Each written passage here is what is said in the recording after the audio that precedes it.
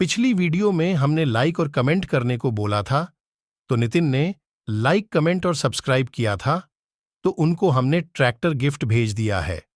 अगर आप भी चाहते हो कि आपको कोई खिलौना या गिफ्ट चाहिए, तो हमारे चैनल को सब्सक्राइब करें और पूरी वीडियो देखें। एक समय की बात है, एक जंगल में एक लोमड़ी रहा करती थी।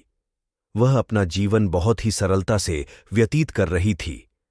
वह मुसीबत पड़ने पर बहुत ही बुद्धि से काम लेती थी। एक दिन वह सुबह हर रोज की तरह खाने की तलाश में पड़ी, लेकिन बहुत जगह पर घूमने फिरने के बाद उसे कहीं भी खाना नहीं मिल रहा था। उसने हिम्मत नहीं हारी और खाना ढूंढती हुई जंगल में आगे बढ़ती चल की तरह खाने की तलाश में निकल पड़ी। लेकिन बहुत जगह पर घूमने फिरने के बाद उसे कहीं भी खाना नहीं मिल रहा था। उसने हिम्मत नहीं हारी और खाना ढूंढती हुई जंगल में आगे बढ़ती चली गई। लोमड़ी ने आराम किया और दोपहर का खाना ढूंढने के लिए भूखी प्यासी निकल पड़ी। वह जंगल में इधर उधर भटक रही थी। अभी भी खाना मिलने की उम्मीद बहुत ही कम थी। ऊपर से बहुत गर्मी हो गई थी, जिसके कारण खाना ढूंढना बहुत मुश्किल था। लेकिन लोमड़ी ने हार न मानी। वह खाना ढूंढने के लिए आगे बढ़ती चली गई। उसने खाना ढूंढने के लिए बहुत मेहनत की, लेकिन खाना मिल ही नहीं रहा था। आखिर उसकी खाना मिलने की उम्मीद खत्म हो गई। अब वह थक चुकी थी। थकान और भूख के मारे उसकी हालत खराब हो रही थी।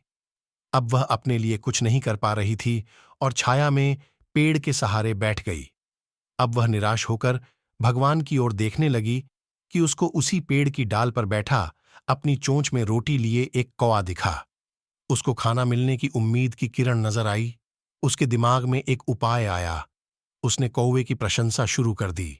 अरे कौए भाई, मैंने तुम्हारी प्रशंसा सुनी है। कहा जाता है कि तुम बहुत ही मधुर आवाज में गाते हो।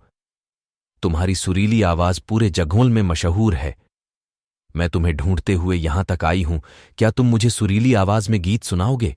कौए ने सोचा कि मुझे तो इस बात का कभी पता ही नहीं था कि मेरी आवाज इतनी सुरीली है कि पूरे जंगल के प्राणी मेरी प्रशंसा करते हैं।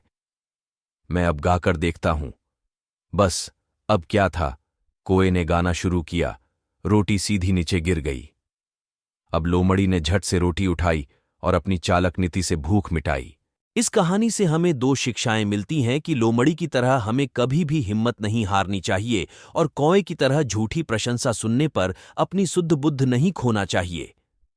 कहानी पसंद आए तो चैनल को सब्सक्राइब करें और बच्चों के लिए खिलौने फ्री प्राप्त करें। हम आपके घर एक गिफ्ट भेज देंगे यदि अपने चैनल को सब्सक्राइब और वीडियो को लाइक करा होगा।